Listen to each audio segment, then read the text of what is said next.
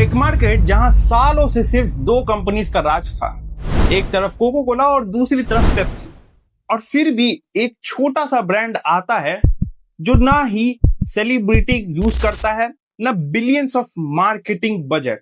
बस एक सिंपल सा आइडिया, इंडियन कंज्यूमर को इंडिया टेस्ट की बोतल में देना है। एक 10 की बोतल, 3 फाउंडर और कुछ ही सालों में हजारों करोड़ की वैल्यूएशन। लेकिन इंटरेस्टिंग बात सिर्फ इतनी नहीं है कि ये ब्रांड बड़ा कैसे हुआ। असली सवाल ये है कि क्या ये ग्रोथ सस्टेनेबल है? क्या लाहौरी जीरा वैसे ही एक्सपैंड कर पाएगा जैसे अमूल या पेपर बोट ने किया था, या फिर ये एक सक्सेसफुल रीजनल ब्रांड बनकर रह जाएगा? आज हम इस कंपनी का business model, growth strategy, competition और फ्यूचर डिकोड करेंगे। स्टोरी शुरू करते हैं पंजाब से। 3 कज़न थे, तीनों का नाम सौरभ मुंजिल, निखिल डोडा और सौरभ भुटना। इन्होंने नोटिस किया कि इंडिया में ट्रेडिशनल ड्रिंक तो बहुत पॉपुलर है, लेकिन ऑर्गेनाइज फॉर्मेट में ऑप्शन बहुत कम है।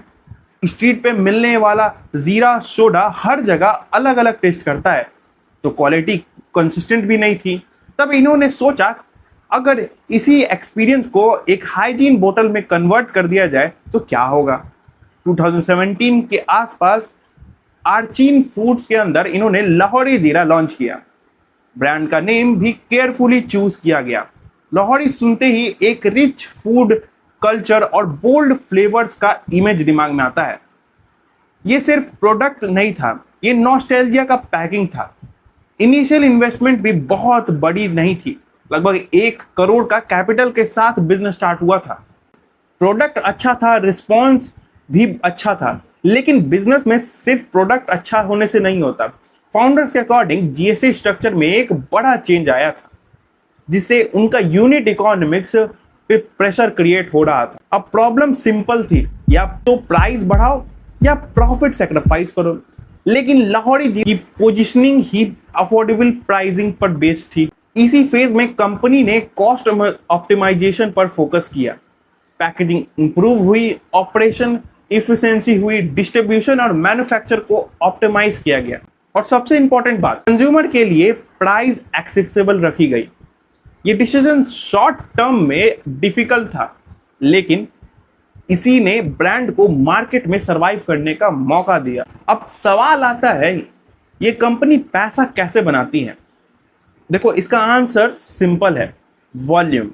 लाहौरी जीरा एक ड्रिंक नहीं बेचता। आज पोर्टफोलियो में लाहौरी नींबू, शिकंजी, कच्चा आम, मसाला कोला और दूसरे ट्रेडिशनल फ्लेवर भी हैं, लेकिन फ्लैगशिप प्रोडक्ट अभी भी लाहौरी जीरा ही है।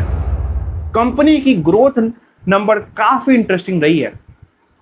फाइनेंशियल 2023 में रेवेन्यू इनका था लगभग 312 करोड़ था। फाइनेंशियल 2025 में ये बढ़कर 510 करोड़ के आसपास पहुंच गया। लेकिन इस बिजनेस का असली इंजन प्रोडक्ट नहीं, डिस्ट्रीब्यूशन है। कंपनी प्रेजेंस 5 लाख से ज्यादा रिटेल आउटलेट तक पहुंच चुकी है। मेजर टियर 2 और टियर 3 सिटीज पर रही हैं। जब कोका कोला और पेप्सी मॉडर्न ट्रेड और प्रीमियम ब्रांडिंग पर काम कर रहे थे, लाहौरी क्वाइटली किराना स्टोर में अपनी जगह बना रही थी।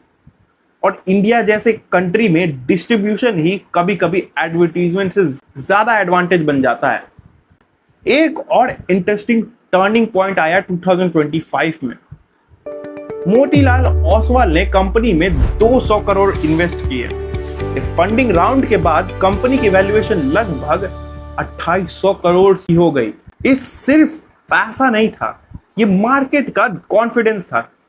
लेकिन फंडिंग के साथ एक्सपेक्टेशन भी आती है।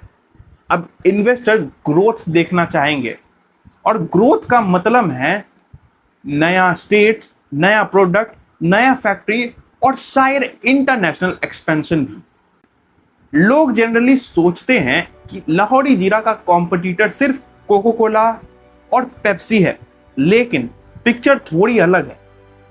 पहले लेयर्स है ग्लोबल जायंट्स, उनके पास अनमैच्ड मार्केटिंग बजट है और डिस्ट्रीब्यूशन नेटवर्क है। दूसरा लेयर है रिलायंस बैक्ड कैंपा कोला। कैंपा के पास रिटेल इकोसिस्टम का सपोर्ट है और अग्रेसिव प्राइसिंग स्ट्रेटजी भी। और तीसरा है लेयर है रीजनल बेवरेज ब्रांड्स।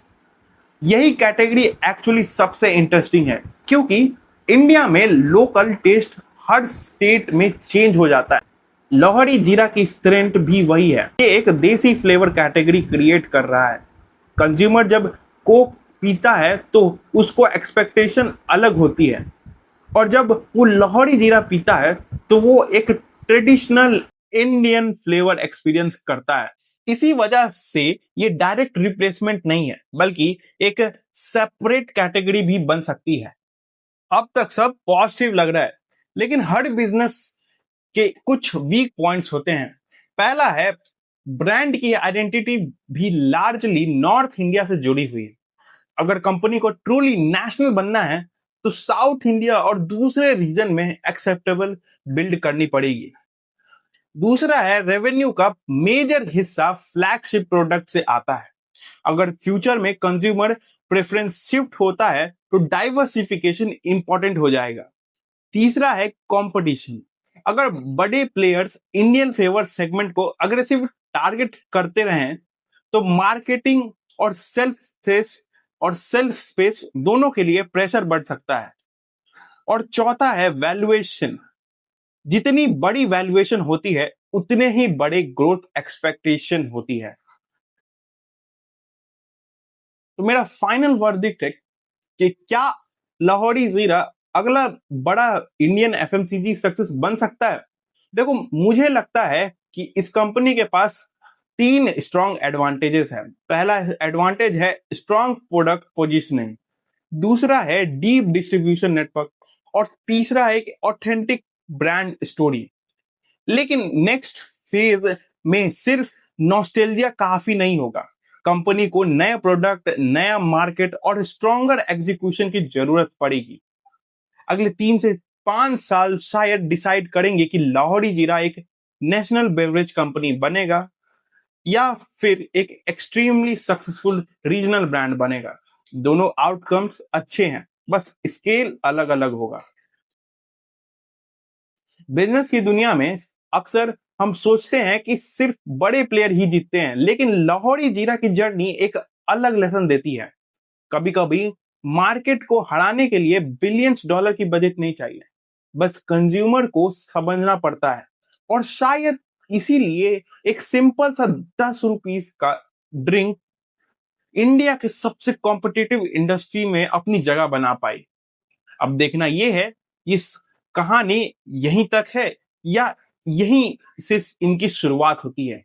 अगर आपको लगता है कि लाहौरी जीरा फ्यूचर में अपना आईपीओ ला सकता है तो कमेंट में जरूर बताना।